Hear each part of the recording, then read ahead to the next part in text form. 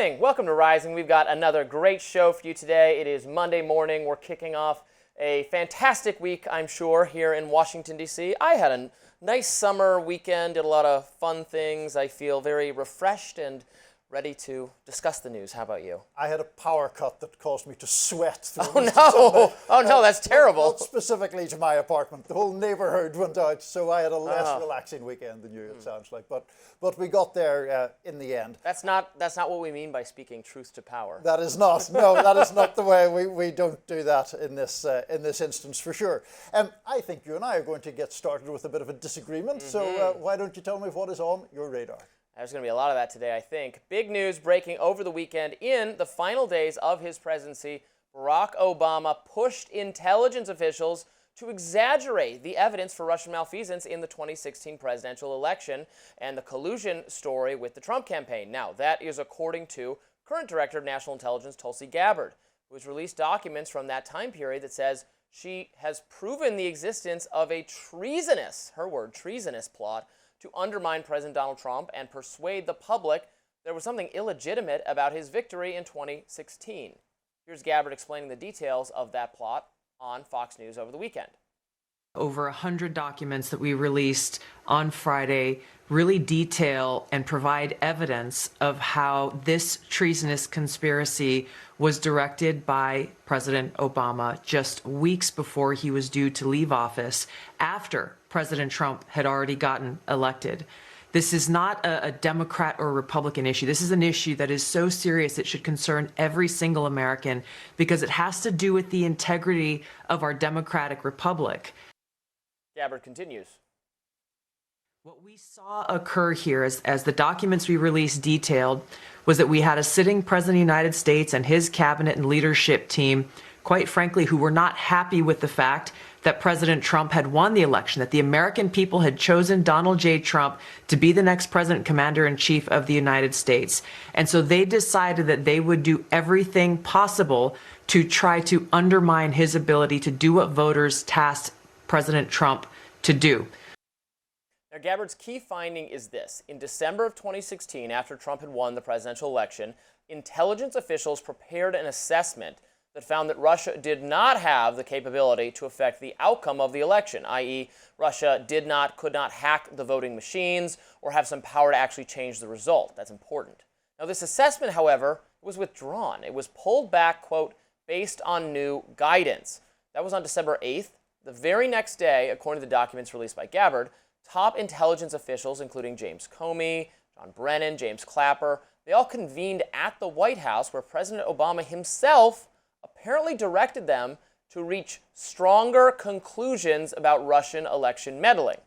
Now, if you're confused, here's a helpful summary from journalist Matt Taibbi. I'll just quote it directly. I can't say it any better than he did. In sum, just before Obama was to receive a briefing that contained no reference to significant Russian interference, the briefing was called off and a high-level meeting of White House security officials was convened, after which Obama himself tasked them with a new assessment that would lean toward a more aggressive conclusion.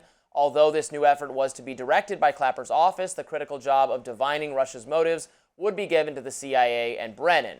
It's suspicious, again, this is according to Taibbi, that a presidential daily briefing was postponed to make way for what the ICA ordered at Obama's request. Fishier yet that the evidence that Putin intended to help Trump came from a classified annex containing Steele dossier materials, but the smoking gun is that these eventual conclusions leaked instantly, not 1 or 2 weeks after Obama ordered the ICA, but the same day before any group work could possibly have been done.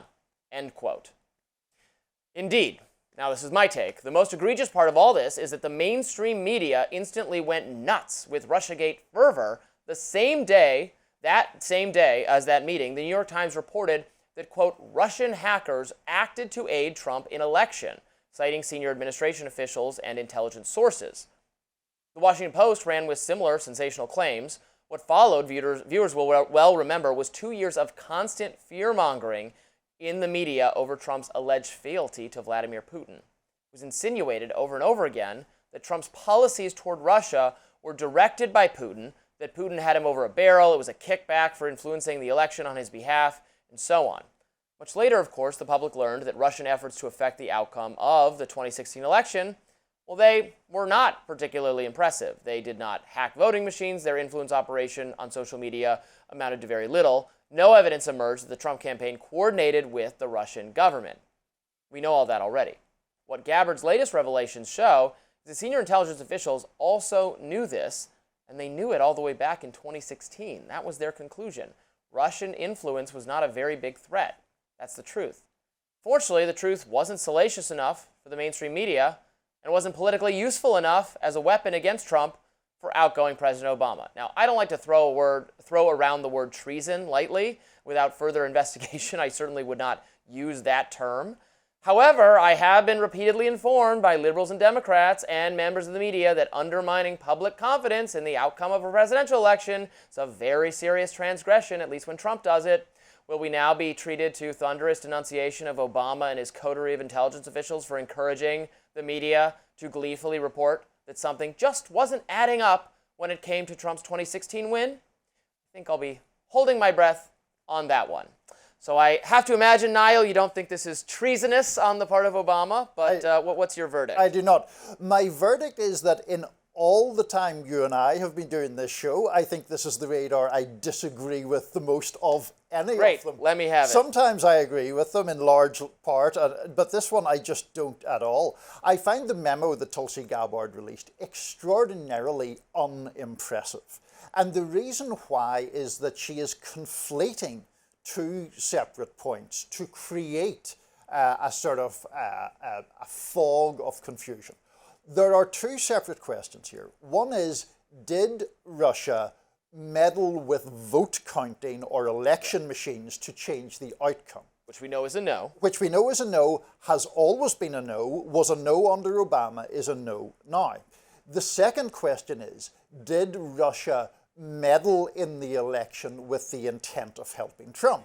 The answer is yes. The answer was yes under Obama. The answer was yes in terms of the social media stuff. So in the social media stuff and the DNC stuff regarding Hillary Clinton. So in those instances, there isn't really dispute about these things. The Senate Intelligence Committee investigated in 2020. That was a committee where the Republicans had the majority at the time, and it found that there was indeed what Marco Rubio, of all people, described as irrefutable proof of Russian meddling at that time.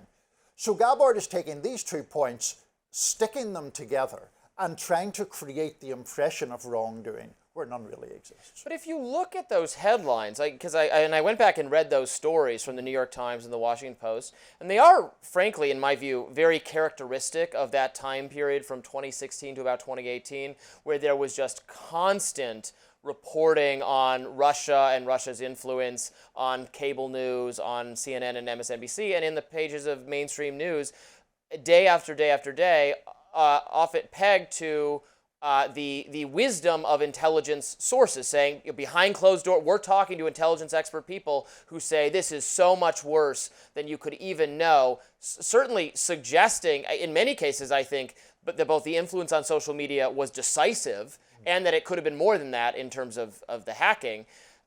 I guess I wouldn't necessarily put that on Obama the way it's being put on here, but that was a level of irresponsible reporting, to my case, that was indexed to what these intelligence officials were saying, and now we're finding out behind closed doors. It kind of reminds me of COVID, where behind closed doors they were like, yeah, there's nothing to see here, or it's not that much. But the issue of reporting and the headlines is an entirely separate issue from what then President Obama did. You can take issue with the use of the term hacking in headlines. Did it mean the DNC or did it mean voting machines? Maybe there was creative ambiguity or irresponsibility there, but Obama and the guys close to him didn't do anything wrong. Now we debate, you decide, let us know. The White House reportedly losing patience. Next up with Israeli Prime Minister Benjamin Netanyahu. Why administration officials say he's acting like a madman. That's up next.